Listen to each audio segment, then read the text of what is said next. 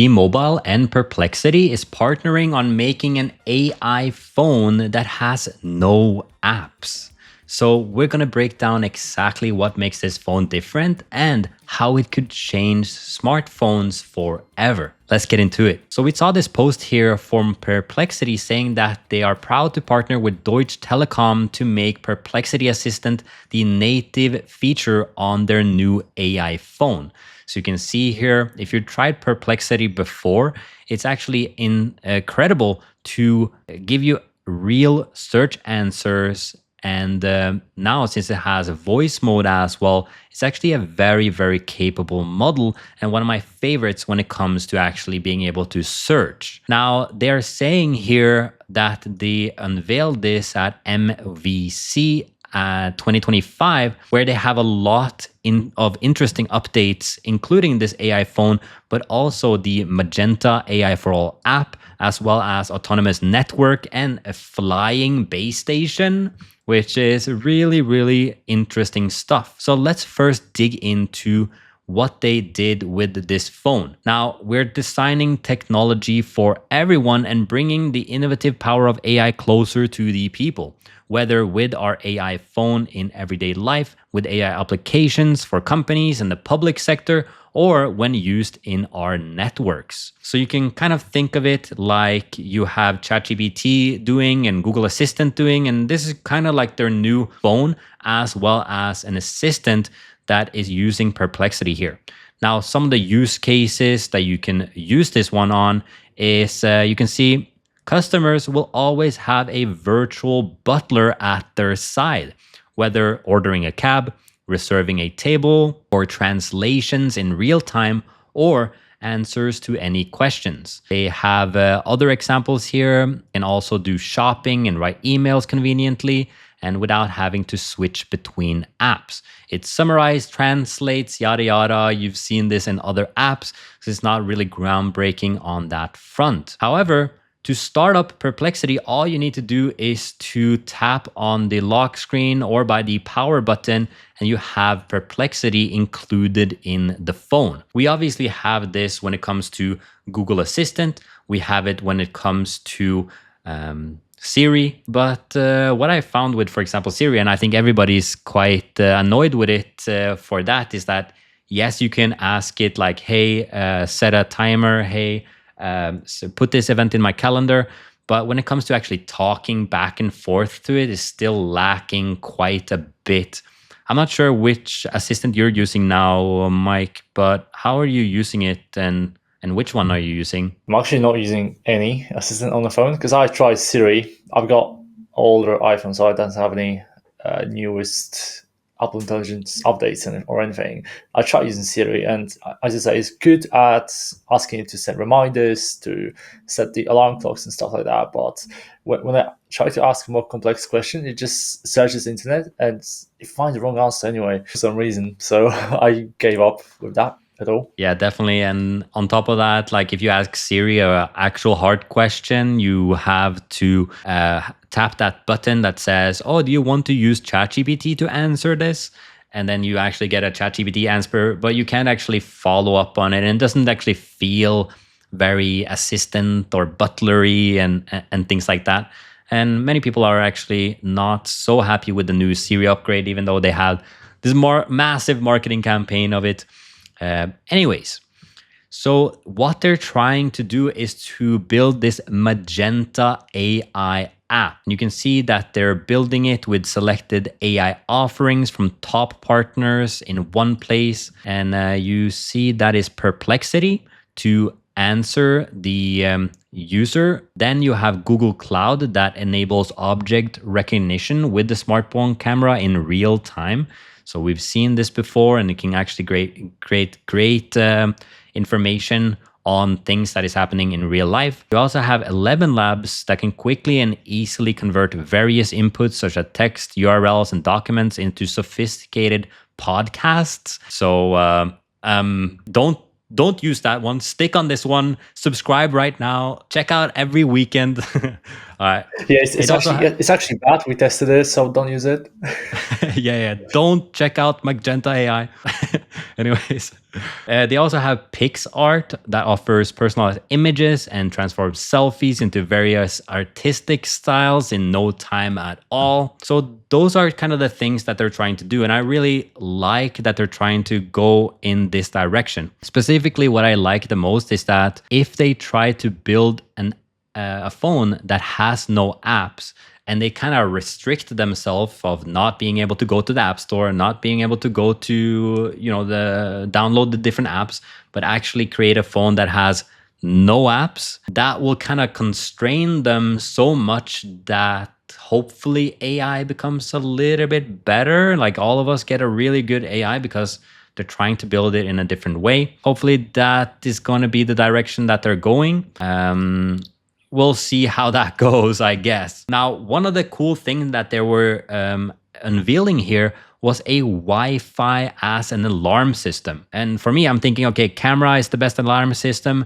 But actually, what they have here is that they have Wi-Fi sensing technology, which means that it's kind of like a digital watchdog with a Wi-Fi sensing zone based on Wi-Fi signals from routers and Wi-Fi capable devices. So these algorithms analyze the resulting network of signals and detect when something changes in it. For example, in the event of a break-in, this works without cameras and even around corners.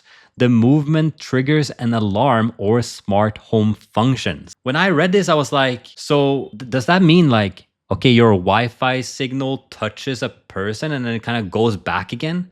And then it can kind of get a location of the person based on the Wi-Fi signal? Is that what I'm hearing here? Because if that's the case, that's really cool. That's what it sounds like, anyway. I mean, the question remains, like, what if you have pets at home? Like, is it going to be able to tell between a human and a pet? Like, if a pet maybe jumps off the counter or something, it will create like this kind of bigger, I guess, signal. Hey, by the way, if you like this video, click on subscribe. Also, check out the full video over on our podcast channel. You can find that in the link in the description. Now, let's get back to it. Bigger, I guess, signal. So yeah, definitely like some noise in the signal and the sensing zone. So yeah, that's a really interesting. I've never seen anything like this, but yeah, cool to see that's happening. And also a possible new way of thinking about like how the police can use this when investigating a house or something like that. Can they actually find people in the house just based on their Wi-Fi? Technology is moving so fast. So we see this. They said also for Europe, they have 30 solutions from 10 countries. So I really like that Europe is trying to build something great here, seeing that this is T-Mobile and the Deutsche Telekom service, which is obviously German. This bodes really well. We haven't really seen that much from Germany so far. To see that they're going in here is actually really, really cool. Now, they also have another hacker system that I've never heard about, but apparently one of the best ways to do it in the past, as well as now, is to generate a digital decoy trap. So basically, this is called a honeypot 2.0, which is more effective and efficient in every respect. They require even fewer resources and keep criminals away from the real systems for longer. So I never heard about this before, but apparently before the hacker can gain access to the system, but it's actually a decoy system. And they think they're moving into the real system, but in fact, they're actually moving into a honeypot that can kind of trick them and actually get them to give away a bunch of their data instead of us giving away our data, which is really cool. So you can see that the AI only simulates a successful intrusion and simultaneously evaluates the actions. In this way, Telecom also gains data about the attacker's tactics and tools. So that's really cool. You kind of have a clone of your computer, and then you're just like, hey, hacker, just take control of this. And then they don't know that it's actually all being watched. So that's really cool. They also have this real-time autonomous network optimization. In short, what they're trying to do here is that, say, for example, you're at a concert or a very high, densely populated area, for example, public viewings, concerts, or unexpected events such as traffic jams. The network is not stable enough to get all of that on board. But with this solution, with the Deutsche Telekom and Google are pioneering agentic AI for networks and taking a step towards autonomous networks. And talking about autonomous networks for tomorrow, they have two interesting things. The first one is this one pretty much goes on the exact same thing that I just talked about, that is able to dynamically adapt to individual customer intent, and as well as drone becomes a flying mobile base station for temporary coverage. So essentially, they can fly this drone, and they have a pretty insane drone here. So say it's a big concert, there is definitely not enough internet to go around.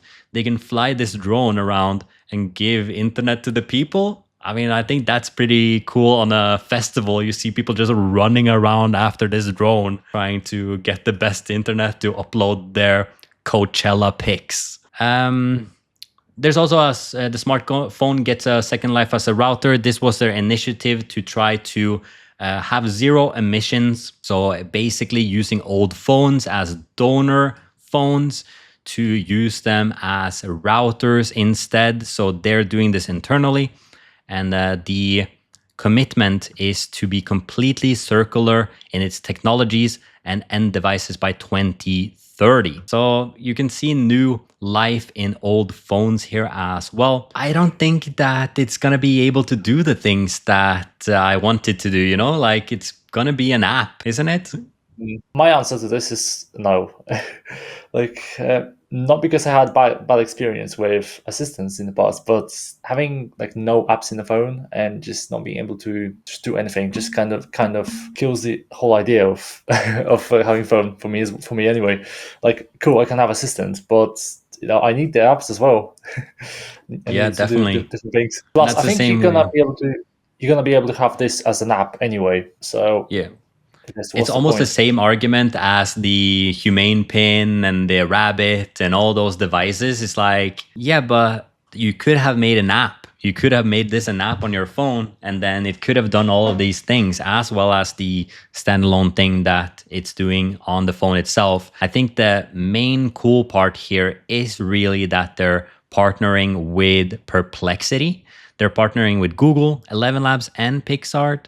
So I think that's one of the cool things. They're trying to bring everything that is good, basically, into its phone, and hopefully using the best things from all different softwares. Hey, so if you loved this clip, we actually have a full-length podcast that you can check out in the link in the description down below. A lot more to cover. All right, see you there.